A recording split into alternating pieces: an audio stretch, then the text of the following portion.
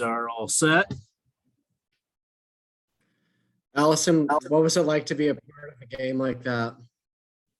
First of all, it's crazy. I've never even been in double overtime before. So I was like, triple overtime. What is this? But it was really fun. Did you feel like at some point in the night you were going to outlast them? They were only playing really 6 players that at some point they had to run out of gas, but it seemed like they never did. Well, so like, yeah, well, at the very beginning, they came out really strong and fast. But after halftime, you could tell that they weren't as move in on transition. So I think we kind of took control of that and like slowing down their transition points. But yeah, they kept it close the entire time, as you can see. But but I felt more confident when we got rid of their 10-point lead. I was like, okay, we're still in this. It's hard to keep track of. What was the biggest key in, trimming that deficit that you guys had? Was it just their fatigue, or what was the message at halftime? What was the biggest thing in trimming that deficit? So like the rest of the season, we rely on our defense. So I think the biggest thing was just getting those defensive stops, because if they can't score, then it gives us a better opportunity to slow things down and get a better shot for us. And so, yeah, I'd just say defensive stops and looking to attack more to the middle, because I think at the very beginning we weren't very strong in the middle in the paint. And I think in the second half we came out like more aggressive. It's hard to keep track of everything that happened, but when they, in the first overtime, thought they won, were you pretty confident that was a shot clock violation? My first thought was they're cheering. I'm like, oh no, we lost. So if you went back, you'd see me. I'm like this. I'm like, oh no. And then after my coaches are screaming and everyone's yelling, I was like, oh yeah, they didn't shoot. Didn't shoot in time. So I'm like, because we played really good defense, and I was like, there's no way that they got that up in time. So yeah, I was a little nervous. And what was kind of your vantage point emotion of McKinley hitting the 3 to force it to a third overtime? Oh, when she hit that 3, I knew. I'm like, oh, yep, we've got this game. We got it. And I'm like, okay, we got another chance. We got it. They're totally dead tired. It's our time. We're used to the 72-20 altitude. Let's push it to them, and we did. So I was proud of us.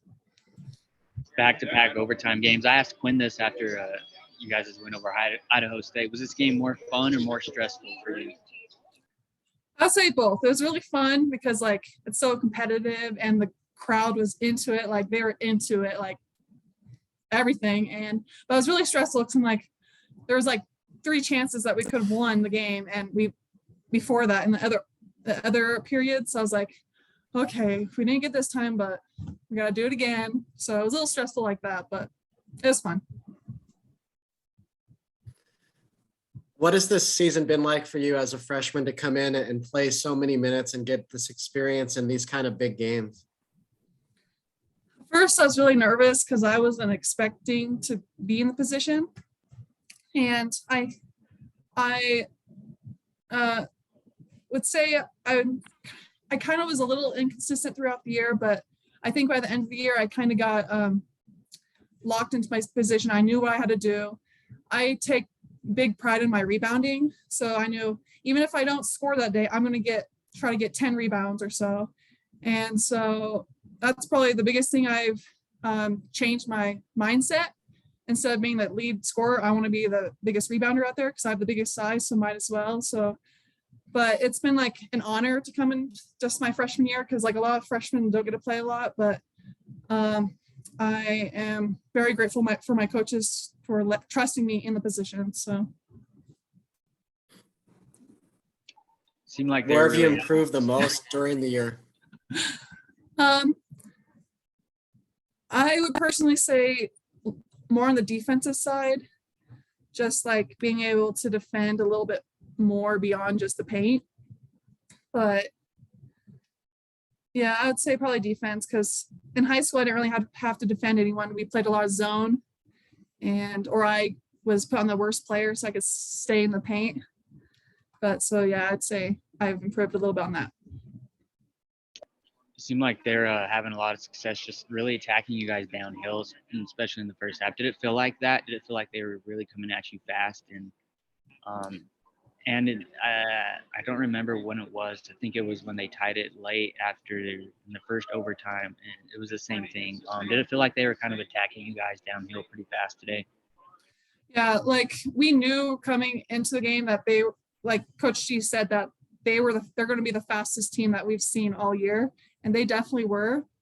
And so like it was different play because we don't really see that kind of play in our conference, like run, quick three for them. And so like especially at the very beginning, I was a little nervous because they got multiple threes like right away, and we were still trying to get into our offense. So yeah, it definitely felt like they were trying to attack, and even check up those threes. Even if they didn't make it, they were still gonna keep shooting and attacking us. So I'm glad the altitude got to them a little bit so they can slow down. Grinding out these 2 wins, what does this do? What does this do for the team's confidence going forward through the tournament? I think it just shows us that we play, like Coach G, we play smarter, longer, and harder. And so I think it just will boost our confidence to whoever we play next. And it's more of just like, there's not really pressure. Like I don't see it as pressure. I just think, okay, like Coach G was telling us, we just one more to survive one more. And it's like more of like having fun. And we're like more loose and confident than like pressure games like during the season, I would say. So